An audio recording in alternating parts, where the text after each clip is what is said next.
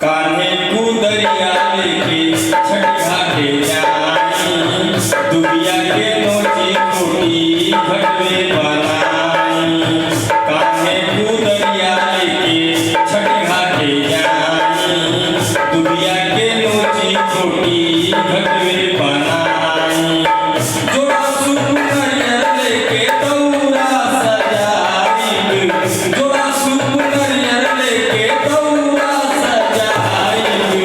अम्मा जी के भागल भारा अब की पुराई, अम्मा जी के भागल भारा अब की पुराई।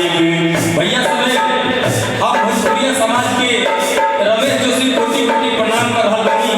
और आज हमारे गीत संगीत म्यूजिकल ग्रुप के टीम बैठल बा, जेमे भाई गुड्डू जी और ढोलक पे संगत कर रहल बानी मनोज जी, और ओकर पीछे देखी अमर जी और साथ में जयराम जी सब कोई संगत कर रहल बा। कैसे उगी है सूरज मल होई है सहैया, की होई के छठी मैया दी है हसीसिया। उगी है सूरज मल होई है सहैया, की होई के छठी मैया दी है हसीसिया।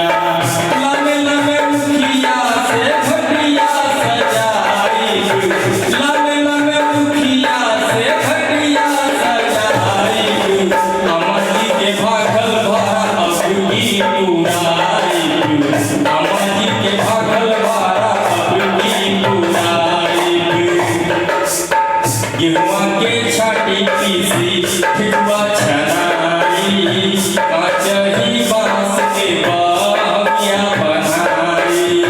गेहुआ के छाटी पीसी ठिकुआ छनाई, काचही बांस के बहमिया बनाई। बबुआ के हाथे जब की अरग की नवाई, बबुआ के हाथे जब की अरग की नवाई। अम्मा जी के भागल भारा अब की पुराई, अम्मा जी के भागल भारा अब की पुराई।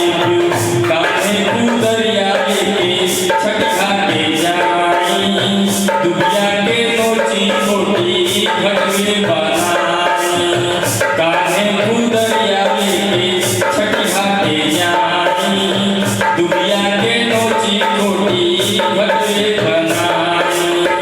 जोशी जी मनोज से हम दौरा उठवाई, गुड्डू बबुआ से गीतिया घाटे पर गवाई। अम्मा जी के भागल भारा अब की पुराई, अम्मा जी के भागल भारा अब की पुराई, अम्मा जी के भागल